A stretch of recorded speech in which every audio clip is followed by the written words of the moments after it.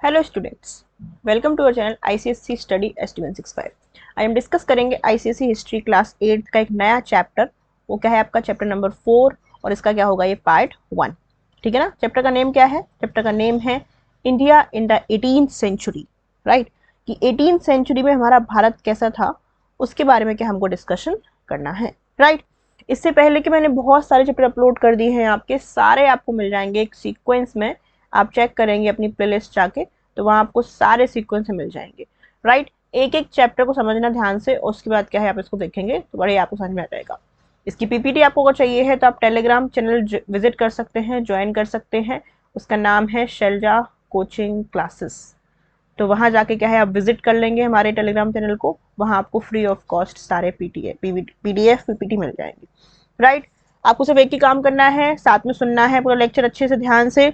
उसके बाद अपने दोस्तों को बता देना है, शेयर कर देना है लेक्चर को। ठीक है, सब्सक्राइब कर लेना है चैनल को जिससे कि आपको सारे नोटिफिकेशंस मिलते रहे। राइट, स्टार्ट करते हैं चैप्टर को फुल एनर्जी के साथ अपने नए चैप्टर को। इसलिए नोट्स ले लेना, कॉपी पेन उठा के बैठना और फिर आराम से आप स्टार्ट करेंगे इसको। ठीक है, चलिए शुरू कर देते हैं और समझते हैं क्या है इसका मतलब, चैप्टर में क्या सिखाना जा रहा है, क्या बताया जा रहा है। देखो, हम लोगों ने पढ़ा था, कब पढ़ा था? हम लोगों ने पढ़ा था अपने 7th क्लास की हिस्ट्री में। मुगल एम्पायर कंप्लीट किया था बहुत अच्छे से। ठीक है ना। 8th में भी हम लोगों ने कुछ पोर्शन इसका देखा था। राइट, सो मुगल एम्पायर क्या हुआ, धीरे धीरे क्या है डिके होने लगा। तो देखो, कोई भी चीज क्या है अगर फ्लरिश हो रही है, कोई चीज आगे बढ़ रही है, डेवलपमेंट हो रहा है, तो कुछ टाइम बाद क्या है उसका एक ऐसा फेज भी आता है जब वो क्या है डिक्लाइन होती है या फिर डिके होती है। हमने पूरा हिस्ट्री में पढ़ के देखा है इस चीज को, वो समय का चक्र कह सकते हो आप। अगर किसी का समय का चक्र पॉजिटिव है तो कुछ समय उसका नेगेटिव आएगा, फिर पॉजिटिव आएगा, फिर नेगेटिव आएगा। ये साइकिल क्या है ऑल द टाइम क्या है चलती रहती है। राइट, तो आपने पढ़ा होगा मुगल एम्पायर में कौन कौन से रूलर थे? बहुत सारे रूलर थे। उसमें से क्या है सबसे इंपॉर्टेंट रूलर का नाम क्या था? अकबर, है ना, अकबर। राइट, उसके बाद क्या है इनके बहुत सारे फिर आगे सक्सेसर्स आए, जैसे कि जहांगीर आए, शाहजहां आए, उसके बाद कौन आए? औरंगजेब। राइट, औरंगजेब का जो टाइम था वहीं से क्या है मुगल एम्पायर क्या होने लगा, डिके स्टार्ट होने लगा, मतलब क्या है उसका डिक्लाइन स्टार्ट होने लगा। राइट, तो जो डिक्लेरेशन का फेज है वो आपसे पूछेगा कि मुगल एम्पायर वो कहाँ से स्टार्ट हुआ, वो स्टार्ट हुआ औरंगजेब के टाइम से ही। राइट, उसके बाद क्या है औरंगजेब की क्या हो जाती है? डेथ हो जाती है। कब होती है डेथ? 1707 में। और उसके बाद तो उनका जो एम्पायर है वो बहुत खतरनाक तरीके से क्या है डिके होने लगता है, फिर डिक्लाइन होने लगता है, फिर खत्म होने लगता है, फिर कमजोर होने लगता है। राइट, उसके बाद जो औरंगजेब के बाद जो औरंगजेब था ना, कट्टर शासक जिसको कहा जाता है, उसके बाद जो रूलर आते हैं उनको बोला जाता है लेटर मुगल्स। क्या बोलते हैं भाई? लेटर मुगल्स उनको क्या है बोला जाता है। राइट, तो हमने क्या पढ़ा? अभी हम लोग से भूमिका बना रहे हैं, क्या बना रहे हैं? इंट्रोडक्शन बना रहे हैं अपने, कि जो हमारा औरंगजेब का टाइम तक मुगल एम्पायर ठीक ठाक चला, उनके टाइम से डिक्टेशन स्टार्ट हो गया, उसके बाद इसकी डेथ हो जाती है। आपसे पूछेगा इसकी डेथ कब हुई थी, आप डेट याद रखेंगे 1707। यहीं से क्या है एम्पायर फ्लरिश जो हो रहा था वो डिक्लाइन होना स्टार्ट हो जाता है। उसके बाद क्या है औरंगजेब के बाद के शासक नहीं आएंगे, हाँ जी शासक आएंगे, उन्हें क्या बोलेंगे? उनको मुगल्स बोलेंगे हम लोग। लेकिन ये बहुत कमजोर शासक थे, ये इनके सक्सेसर बहुत वीक थे, तो इनको नाम दिया जाने लगा लेटर मुगल्स। क्या बोला जाने लगा इनको? Letter Mughals. राइट, तो 18th सेंचुरी की कहानी में हम लोग लेटर मुगल्स की स्टार्टिंग करेंगे, बात करेंगे और समझेंगे कि किस तरीके से डिक्लाइन हुआ मुगल एम्पायर का, क्या इसके रीजंस थे डिक्लाइन होने के मुगल एम्पायर के, कौन कौन सी उन्होंने पॉलिसीज लगाई थी, इसका हम डिस्कस करेंगे। जब डिक्लाइन हो गया या होने वाला था या चल रहा था नेशन, उस समय कौन कौन से छोटे छोटे किंगडम बने, ठीक है, उनकी ही कहानी आपको क्या है इस चैप्टर में पढ़नी है। राइट, शुरुआत करते हैं हम लोग और देखते हैं किस तरीके से क्या है इसमें आगे बढ़ेंगे। देखो, लेटर मुगल्स में बहुत सारे रूलर्स के नाम वैसे दिए रहते हैं। औरंगजेब आएगा, उसके बाद बहुत लंबी सीरीज है, बहुत सारे रूलर्स आएंगे जिनको क्या बोला जाता है? लेटर मुगल्स बोला जाता है।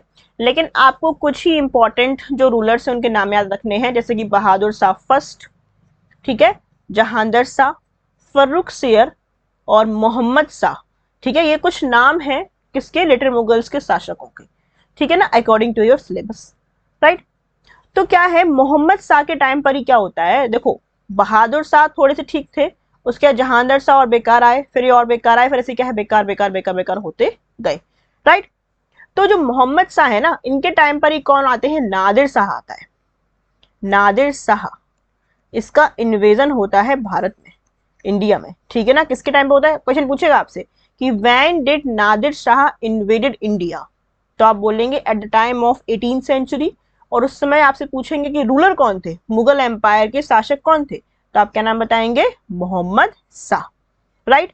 सो अब देखो फॉरेन जो है इन्वेजन्स होने लगे हैं, ठीक है, क्योंकि जब शासक स्ट्रांग होता है तब फॉरेन इन्वेडर्स इन्वेड करने की जरूरत नहीं करते, बीटे जाएंगे, है ना। लेकिन जैसे ही शासक कमजोर होता है तो फॉरेन इन्वेडर्स क्या है, बढ़ने लगते हैं, क्योंकि हम पीटे नहीं जाएंगे, हम पीट सकते हैं, राइट। तो इस तरीके से क्या है, अब लेटर मुगल्स की स्थिति क्या थी, कमजोर थी, पॉलिटिकल इनस्टेबिलिटी आ चुकी थी। और उसके टाइम पे कौन आए फिर आए पिक्चर में, नादिर शाह। तो आपको याद रखना है एक इंपॉर्टेंट वर्ड, इंपॉर्टेंट सेंटेंस, कि मोहम्मद शाह जब शासन कर रहे थे, उस समय कौन आए थे इन्वेट, कौन हुआ था इन्वेट करके आया था, नादिर शाह। ओके, इसके बाद एक नादिर शाह आ गया जिसने बहुत डिस्ट्रक्शन किया था, बहुत खतरनाक डिस्ट्रक्शन किया था, बहुत कुछ लूट के ले गया था, राइट, कौन, नादिर शाह। इसके बाद क्या आता है, एक और आता है इन्वेडर फॉरेन इन्वेजन करने के लिए, उसका नाम क्या होता है, Ahmad Shah Abdali, that is important.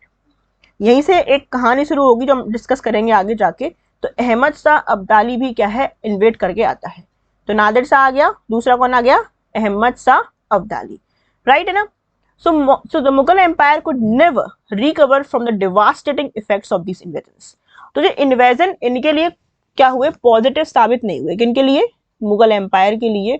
और इतने खतरनाक इन्वेजन हुआ इनके लिए कि ये फिर कभी भी इनके इन्वेजन से क्या है, मुकर नहीं पाए, कभी भी इनका क्या हुआ, रिकवर नहीं हो पाया। अल्टीमेटली मुगल एम्पायर खत्म हो गया, क्या है, कंप्लीटली डिवास्टेटेड हो गया, राइट है ना कहानी। तो पहले 5 रूलर बहुत स्ट्रांग थे, बाबर, फिर कौन थे, हुमायूं, फिर कौन थे, अकबर, फिर कौन थे, जहांगीर, फिर कौन थे, शाहजहां, और फिर कौन थे, औरंगजेब के टाइम से क्या धीरे धीरे क्या है, डिक्लाइनेशन स्टार्ट होने लगा। उसके बाद कौन आए, लेटर मुगल्स आए। फिर हमारे पिक्चर में बहुत सारे रूलर्स आए, नाम याद रखने आप कुछ, बहादुर शाह फर्स्ट, जहांगीर शाह, फरुख शेर, मोहम्मद शाह। इनके टाइम से स्टार्ट होने लगा फॉरेन इन्वेजन, ठीक है। नादिर शाह, अब्दाली, अहमद शाह अब्दाली, इस तरीके से क्या इन्वेजन करके बहुत ज्यादा वीक हो गया क्या, मुगल एम्पायर। पिक्चर पूरी साफ चल रही है ना दिमाग में, एकदम दिक्कत तो नहीं है। चलो फिर आगे बढ़ते हैं। उसके बाद क्या है, while the empire tried to retain a token of its erstwhile glory, many regional kingdoms arose to challenge the Mughal authority in the 18th century। ठीक है ना। देखो ये सब तो चल ही रहा था पिक्चर में काम, मतलब बाहर से तो लोग आ ही रहे थे, इसके साथ साथ धीरे धीरे भारत के अंदर भी छोटे छोटे छोटे छोटे किंगडम क्या है, बनने लगे, जो मुगल एम्पायर के अंडर क्या है, काम करना नहीं चाहते थे।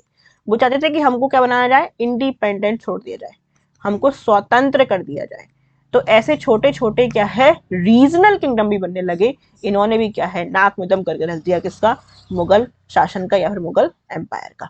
और साथ में इनको क्या है, चैलेंज भी देने लगे, कौन, रीजनल किंगडम। ओके, इसके साथ साथ अब देखो कितनी पिक्चर चल रही है साथ में, कहानी में बहुत ज्यादा ट्विस्ट आने वाला है। देखो ध्यान सुनते हो ना, एकदम सुन रहे हो ना, देखो ध्यान से।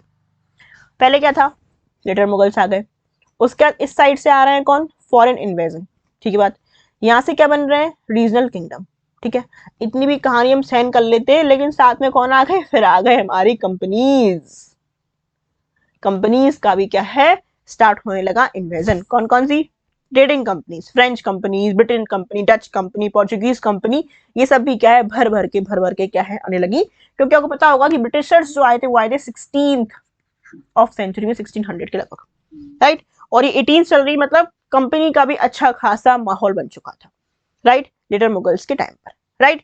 तो वो भी ज्वाइन कर दिया उन्होंने रीजनल किंगडम के साथ साथ अपने आप को। और फिर स्ट्रगल स्टार्ट हुआ, किसके लिए, पावर के लिए। स्ट्रगल देखो, लड़ाई या जो टेंशन वो दो चीजों के लिए होती है, एक तो पावर के लिए और एक पैसा के लिए। तो यहाँ पर पहले लड़ाई होगी पावर के लिए, फिर लड़ाई होगी पैसा के लिए, राइट। तो ये तो हो गया इंट्रोडक्शन, राइट, किस तरीके से क्या है भूमिका बनी और किस तरीके से क्या है पिक्चर काम चल रहा था। अब बात करेंगे हम लोग भाई कि क्यों हुआ डिक्लाइन एक्चुअली में मुगल एम्पायर का। ऐसे कौन कौन से फैक्टर थे, तो बता दिया मैम आपने कि हाँ जी डिक्लाइन होता है, ऐसा चलता है हिस्ट्री में, पर भाई होता क्यों है ना। ऐसे कौन से फैक्टर्स हैं जिन्होंने इसके लिए भूमिका बना दी, तो वो हम डिस्कस करेंगे। दिस इज वेरी इंपॉर्टेंट, ठीक है ना। Declaration is very important, declaration of Mughal empire बहुत इंपॉर्टेंट है ना, इसको डिस्कस कर लेंगे हम लोग अपने नेक्स्ट पार्ट में। ये इंट्रोडक्शन था, जगाना था, बताना था कि नया चैप्टर स्टार्ट हो गया है, तो जुड़ जाओ आराम से, अपनी कॉपी पेन उठा लो और टेलीग्राम चैनल को ज्वाइन कर लेना, जिससे कि नोट्स मिलता रहेगा, right. Part 2 is very very very very important. हम डिस्कस करेंगे क्या, डिक्लेयर ऑफ मुगल एम्पायर। देखो कितना कुछ सीखना है, अभी कितना कुछ चला हुआ है आप लोगों के लिए, राइट। तो इस तरीके से आप लोगों को क्या है, काम करते रहना है भाई, राइट है ना। चलो इसमें इतना ही करते हैं, बाकी डिस्कस करेंगे नेक्स्ट पार्ट में।